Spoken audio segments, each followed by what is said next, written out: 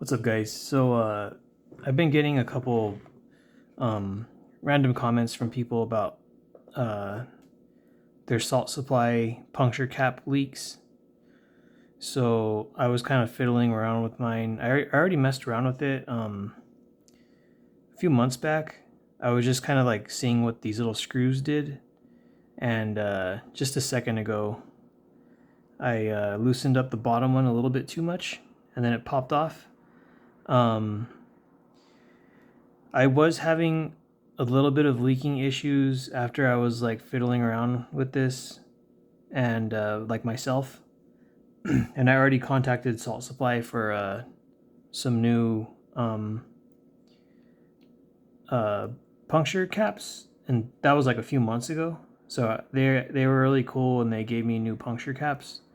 I just gave them they didn't even ask for it, but I gave them my order number and just my general information. They didn't ask for it, but I just gave it to them so they would know that like I'm not like BSing them.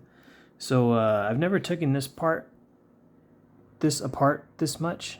I was kind of loosening up this bottom set screw just to see what it did, and I think it's just kind of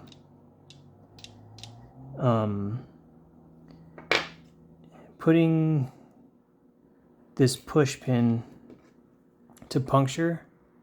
I think it's pushing it up slightly, but it's also adjusting how much you have to push the cap to puncture the CO2 cartridge.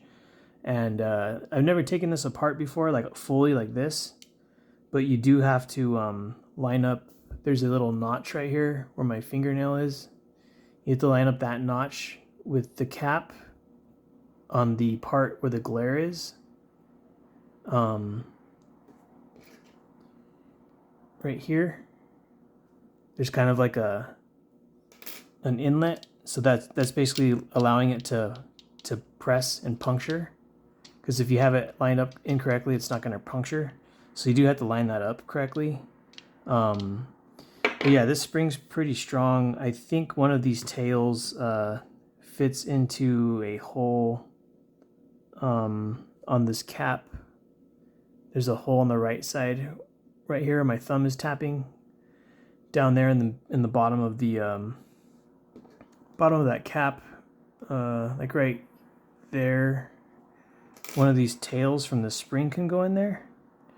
And like I said, I wouldn't have done this if I didn't have replacements already. So I emailed Salt Supply a while ago that my cap was leaking, and I already have the replacement ones, and this is the first time I've taken this apart this much. So I'm just kind of fiddling around with this. I wouldn't recommend you doing what I just did right now, because it's not hard to put back together, it doesn't seem. You just have to figure out how the spring goes. And no one's really made a video like with very specific details or information about this puncture cap. So yeah, I'm pretty sure one of the tails, because this spring has two little like tails on it. One of those tails goes in here to like sink in and like lock into place. And the other one, I think you can just put it anywhere. It doesn't have to go anywhere specific, but you do have to line up that flat notch with the notch on the cap, which would be like right there, so you can allow it to puncture correctly. And how I'm going to do that is unknown at this point, but I think it'll be good. Or not. It's kind of weird. So yeah, I'm going to fiddle around with this off camera, but the main point of this was to show you how to possibly fix if you have the hissing on your Salt Supply puncture cap. So before I took this bottom part off, a few months back I was messing with this thing, and There's like a little O-ring in there. You can kind of see it. It's like that off-white kind of cream colored thing in there. And it had like Loctite or something. So since I already have this pretty much taken apart, I'll just take apart the whole thing. But yeah, like I said, I already have replacement ones in case I can't figure out how to put this back together. But yeah, this is pretty much just one piece. I don't think there's anything else in there. There's an O-ring right here. You can kind of see it. So there's an O-ring in there. And the bottom screw looked like it had blue thread lock on it. This side one, mine had like white stuff. I don't know if it was Teflon tape or some other like sort of like maybe like a silicone or something. But yeah, I've never tried taking this out, so I'm gonna try. But when I put it back together, before I completely, what seems like I destroyed mine maybe, but before I did this, I only loosened up this so that I could like mess around with the screw on the bottom part just to see what it did. And I'm thinking that you can adjust the puncture pin. You can like make it go up further or down a little bit. I've never had any CO2 cartridges puncture when I close, like when I just normally put this into the handle. I've never had any of them like pierce without me bumping it. So I've never had an issue like that. So unless you're having some sort of weird issue where you can't get whatever brand CO2 cartridges you're using to pierce, or they're piercing when you put them into the salt supply handle, you really don't need to mess with this thing. Yeah, so anyways, it uses metric Allen keys. I believe this one is 2.5 millimeters, and this bottom one is 2 millimeters, according to my little Allen key set over here.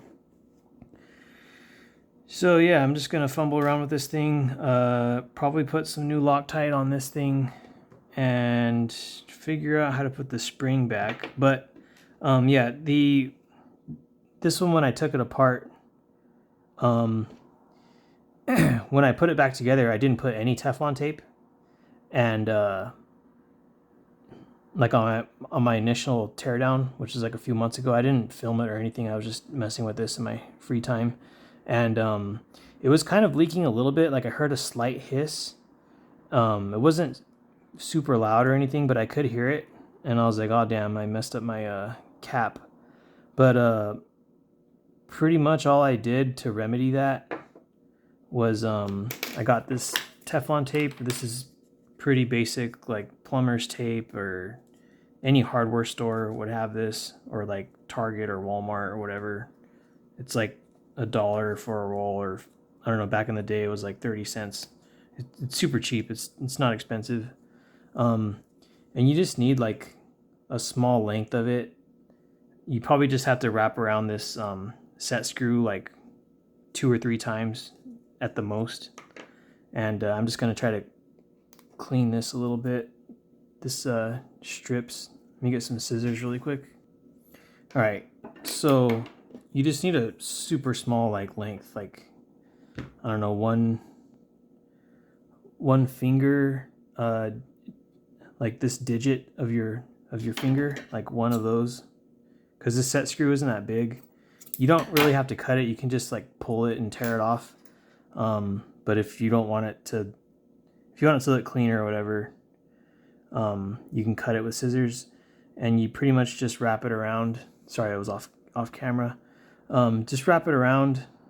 You only need like 2 passes on it, and then with this little random tail that you might have, you can just wrap it around a little bit more.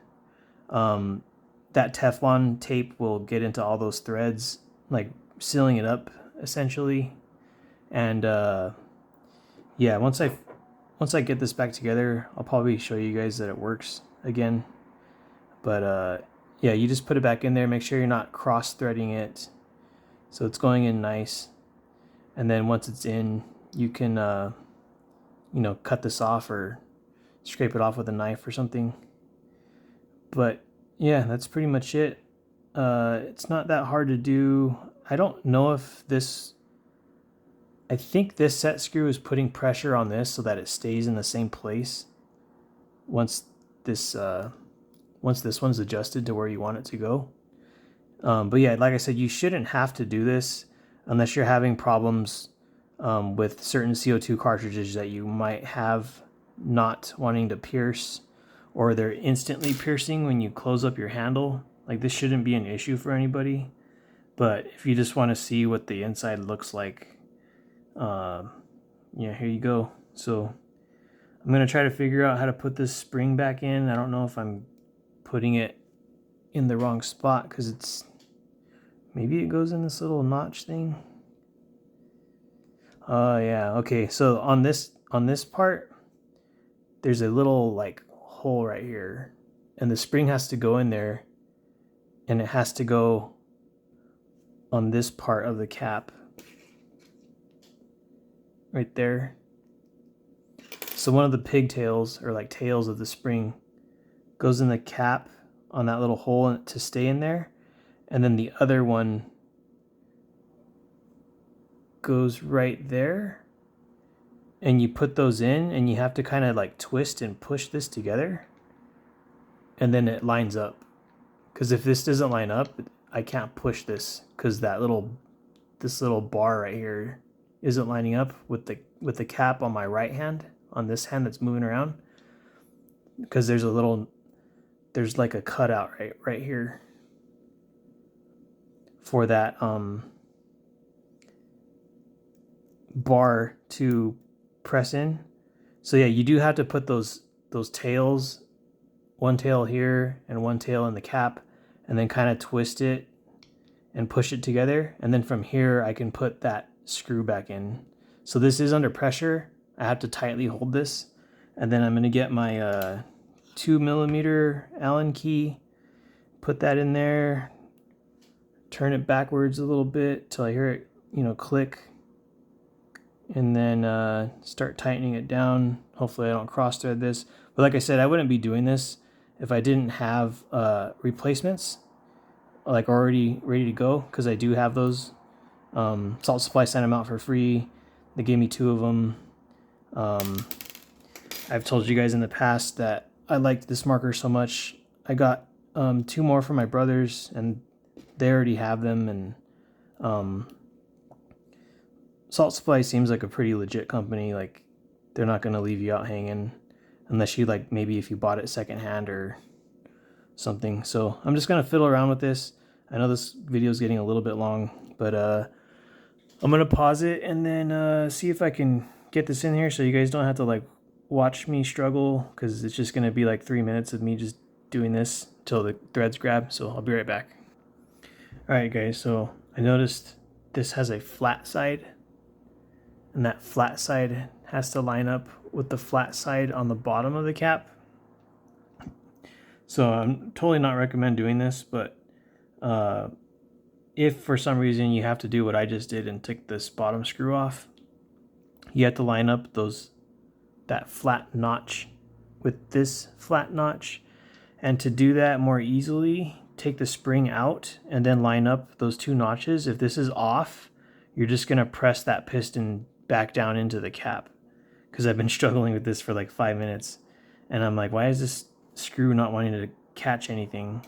And every time I would close it, this would be pushed up all kinds, and once it's pushed up, it can't grab those threads. So yeah, you have to line up this flat thing with the flat thing on the cap, and then you also have to line up this flat side on this set screw puncture pin thing.